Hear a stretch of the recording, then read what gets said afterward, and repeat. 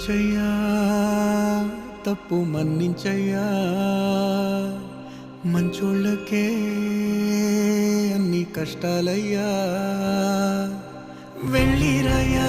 సెలవని అంటాంది కంట తడి ఉండలేక నీ ఎంబడే